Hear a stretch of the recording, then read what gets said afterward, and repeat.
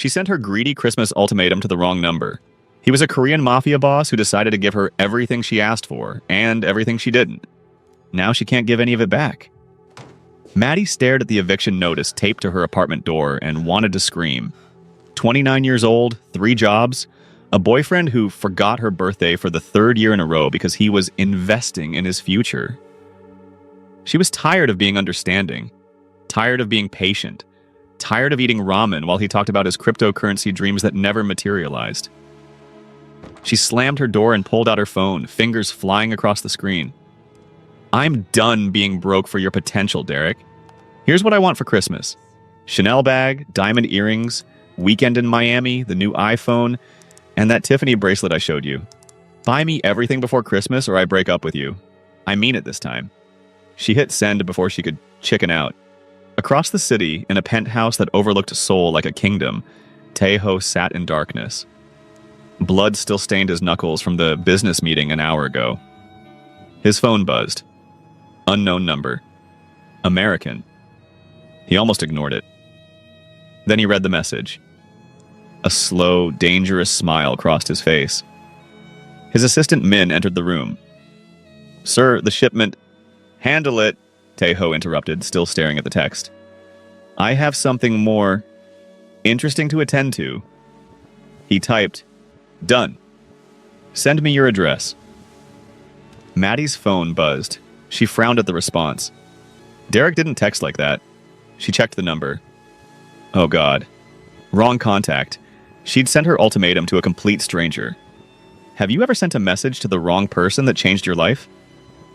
Drop a comment and let me know what happened. And if you're loving this story so far, hit that like button. Maddie's fingers trembled as she typed frantically. OMG, I'm so sorry. That wasn't meant for you. Please delete that. So embarrassing.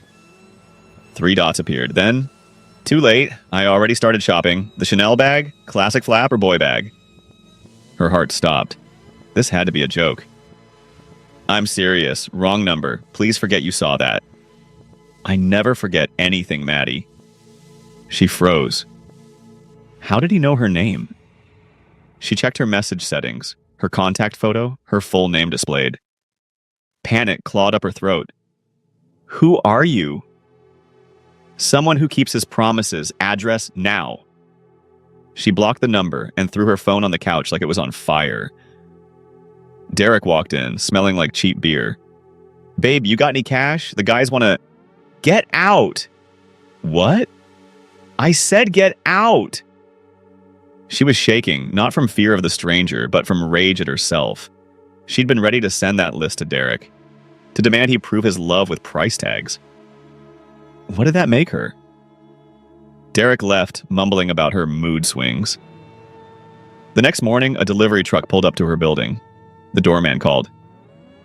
Miss Maddie, there's a lot of boxes here for you. She ran downstairs in her pajamas. 7 boxes.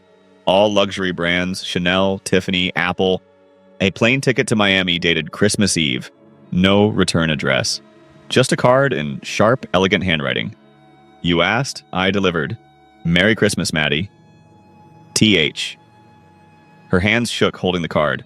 Her phone, her old phone she'd thrown in a drawer, buzzed. New message from the blocked number, now coming through a different app. You can't block me, and you can't return gifts to a man like me. Consider this an investment. I'll collect what you owe on Christmas Eve. Don't be late. A photo attached. Her apartment building. Taken this morning. He was watching. For 3 days, Maddie didn't touch the boxes. They sat in her living room like ticking bombs. Her friend Zara came over, eyes wide. Girl, who is your mystery man? He's not. Maddie pressed her hands to her face. It's a mistake. I sent a stupid text to the wrong number, and now you have $50,000 worth of gifts. Zara picked up the Chanel bag, stroking the leather. Maddie, maybe this is fate. Maybe the universe doesn't send cryptic threats. Maddie grabbed her phone, finding the new contact. She typed, I don't know who you are, but I don't want any of this. Tell me where to return it. The response was immediate. You don't return gifts to me. You wear them. Tomorrow night. Sage Restaurant, 8 p.m. Come alone or I'll assume you're not interested in clearing your debt. What debt? I don't owe you anything. You asked for Christmas gifts. I'm a man who fulfills wishes, but every wish has a price, Maddie. Tomorrow, 8 p.m. Wear the black dress in box 3. She opened box 3 with shaking hands. Inside was a dress that cost more than her rent. Elegant, dangerous, the kind of dress that came with expectations. Zara whistled. Okay, mystery man has taste. I'm not going. Then what? Ignore him? Maddie, he knows where you live. He sent you a picture of your building. You need to meet him in public, figure out what he wants, and end this. Maddie stared at the dress. Zara was right. Running wouldn't work. This man, TH, had resources, money. She needed to face him, return everything, make it clear she wasn't for sale, even if she'd written the price list herself. Fine, Maddie whispered. Tomorrow, I end this. Sage Restaurant was the kind of place Maddie had only seen in movies. Crystal chandeliers, a wait list 6 months long. She gave the host her name and was immediately escorted to a private room in the back. Her heart hammered against her ribs. The door opened, and there he was. Tae-ho sat at the head of a table set for 2. Korean, early 30s. Devastating. Sharp jawline, dark eyes that miss nothing. Black hair swept back perfectly. He wore a tailored black suit that probably cost more than her car. He stood when she entered. Maddie, how do you know my name? You sent it to me, along with your demands. He gestured to the chair across from him. Sit. We have much to discuss. I don't want anything from you. This was a mistake. Yet you came, wearing the dress I chose. His eyes traveled over her slowly. It suits you. Her face burned. I came to return everything and tell you to leave me alone. You can't return what's already yours. I didn't ask you for anything, but you asked. He leaned back, fingers steepled. You sent a list to the universe, Maddie. I answered. Do you believe in fate? I believe in wrong numbers and crazy stalkers. He smiled. It didn't reach his eyes. I'm not a stalker. I'm a businessman. You made a request. I fulfilled it. Now we negotiate terms. Terms? You owe me, Maddie, $50,000 in gifts, plus interest. He slid a folder across the table. Unless you'd prefer to work it off another way. She opened the folder. Photos, documents, her ex-boyfriend Derek at an illegal gambling house, debt slips. Her name listed as collateral. What is this? Your boyfriend borrowed money from dangerous people, using your name, your signature. Tae-ho's voice dropped. Those people? They work for me. Maddie's world tilted. Derek wouldn't... He did. Tae-ho pulled out more documents. $200,000. He's been gambling for 8 months, losing badly. He used your information to get credit. Technically, you're liable. That's illegal. So is fraud, so is gambling, yet here we are. He closed the folder. I could destroy you both. Send collectors. Ruin your credit. Make you disappear. Tears burned her eyes. Then why the gifts? Because I'm curious. He leaned forward. You sent that text. So confident. So demanding. I wanted to see what kind of woman asks for the world from a stranger. Turns out you're a woman who didn't even know she was already drowning in debt. What do you want from me? Companionship. She blinked. What? My family expects me to marry. Business alliance. A woman from a powerful Korean family? I find her... tedious. He swirled his wine. I need a distraction. Someone to bring to events. Make my family uncomfortable. You're perfect. I'm not an escort. I'm not asking you to sleep with me. His eyes were cold. I'm asking you to stand beside me at dinners, galas, family functions, until Christmas. 3 weeks. Then you're free. Your debt, both mine and Derek's, erased. And if I refuse? He pulled out his phone, showing her a call screen. One press and Derek's collectors arrive at your door tonight. They won't be as generous as I've been. Her hands shook. She was trapped, caged by her own greed and Derek's betrayal. Why me? For the first time, his mask cracked. Because you're the first person who asked me for something honestly. Even if you sent it to the wrong number, it was real. I'm surrounded by liars, Maddie. You're refreshingly foolish. Fine, she whispered. 3 weeks. Then I'm gone. The first week was hell. Taeho dragged her to underground poker games where guns sat on tables next to champagne. She wore designer dresses like armor and learned to smile while men discussed shipments and territory. But between the violence, there were moments, like when Taeho took off his jacket and wrapped it around her shoulders in his cold car. You're shivering. I'm terrified. Good. Fear keeps you alive. Or when his hand found hers under the table during a tense negotiation, his thumb brushing her knuckles. A silent promise. I won't let them hurt you. 10 days before Christmas, he took her somewhere different. A rooftop garden, hidden, quiet, white Christmas lights strung between winter trees. My mother built this, he said softly, before she died. She said even monsters need beauty. Maddie walked through the lights. You're not a monster. You don't know what I've done. I know what you've done for me. You could have destroyed me. You chose this instead. He watched her, something dangerous and tender in his eyes. Don't make me good, Maddie. I'm not. Then why do you protect me? Because... He stepped closer, his hand cupping her jaw. Because you look at me like I'm human. She leaned into his touch. You are human, Taeho. Then why does being near you feel like dying? He kissed her, soft, desperate, like a drowning man finding air.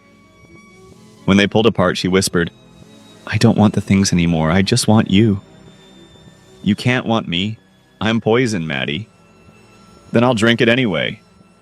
That night, she painted him by memory, not the Mafia boss, just the man in the garden, surrounded by his mother's lights. She gave it to him on December 20th. He stared at it, silent. Then, no one's ever given me something that cost nothing. It cost everything, she said. It cost my fear.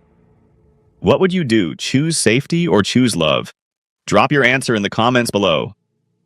December 22nd, 2 days before Christmas Eve.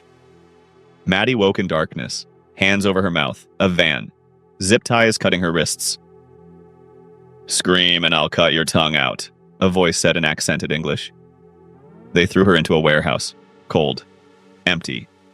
Her breath fogged the air. A man stepped forward, older, scarred. Miss Maddie, Taeho's new pet. Who are you? Mr. Kang, Taeho's rival. He's been very distracted lately. You're the reason. She tried to stay calm. He doesn't care about me. I'm just what? A debt payment? Kang laughed. He killed 3 of my men last week for looking at you too long. He's obsessed, and obsession is weakness. The door burst open. Derek stumbled in, face bruised. I'm sorry, Maddie. They made me tell them where you were. The debt, I couldn't. You sold me? She lunged, but the ropes held her. I didn't have a choice. Kang pulled out a gun, pressing it to her temple. Call Taeho. Tell him to surrender his territory, or I paint these walls with her brain. Her phone rang. Kang answered, putting it on speaker. Maddie? Taeho's voice was raw panic. I'm here, she choked out. Did they hurt you? Taeho, don't give them anything. I'm not worth... You're worth everything. His voice cracked. Kang, name your terms. Your eastern ports, your supply chains, everything, or she dies. Silence, then. Done. Let her go. No, Maddie screamed. Don't you dare. I'm not worth your empire.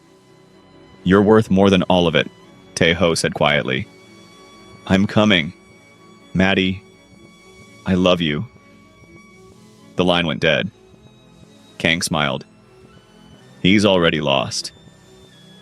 Maddie closed her eyes. This was her fault. Her greed started this, and now Taeho would die for it. Unless she did something insane. Maddie forced herself to breathe, to think. "Mr. Kang," she said, her voice steadying, "you're making a mistake." "Oh?" "Taeho doesn't love me. I'm a debt payment.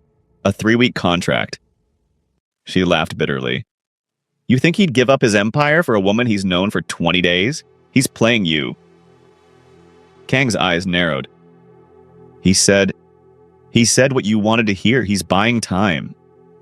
She leaned forward. "You want to hurt him? Kill me. It'll hurt worse than losing territory. He'll blame himself.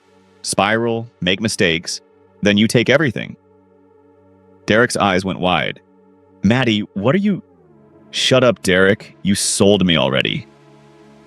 Kang studied her. "You're smarter than you look." "I'm smart enough to know I'm dead either way. But if I'm going to die, I want it to mean something.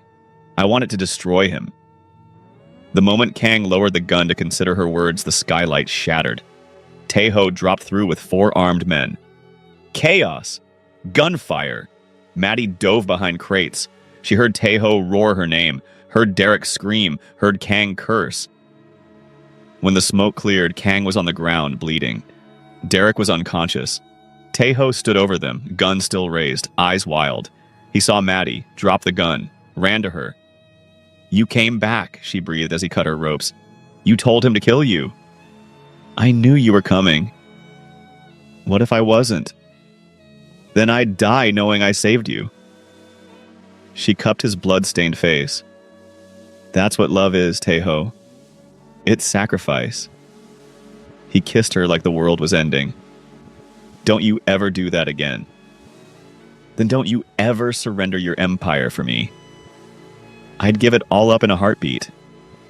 "I know. That's why I love you." Christmas Eve. Maddie woke in Taeho's safe house, wrapped in blankets. He sat beside her, bandaged but alive.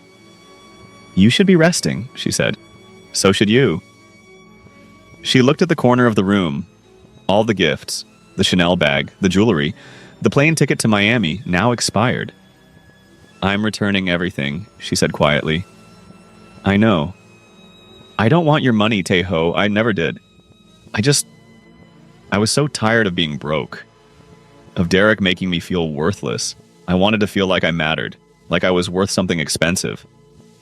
"You are." He took her hand, but not because of price tags. She pulled out a small wrapped box. "I have something for you. It's not much. If it's from you, it's everything." She opened it, a simple keychain, handmade. Engraved, home. His breath caught. "You said you're surrounded by monsters," she whispered. "I wanted you to have something that reminds you you're not one of them. You're home. You're safe. With me." He pulled her into his arms, and she felt his shoulders shake. "I'm leaving the business," he said into her hair. "My brothers can fight over the empire. I'm done. I want this. You. Peace. Taeho. I don't care about power anymore, Maddie. You changed that." He pulled back, reaching into his pocket. "I have something too." A small box. Velvet. When he opened it, her breath stopped. A simple ring. No diamond. Just a silver band with an inscription. Wrong number. Right person. "This isn't about debt," he said. "This is about choice. I choose you. Do you choose me?" She was crying, laughing, nodding. "Yes, God, yes." Christmas morning, they sat in a tiny apartment. No mansion. No empire. Just them. She'd sent her greed to the wrong number, but she'd found love at the right address. So, what did you think? Did Maddie and Taeho's love story give you all the feels?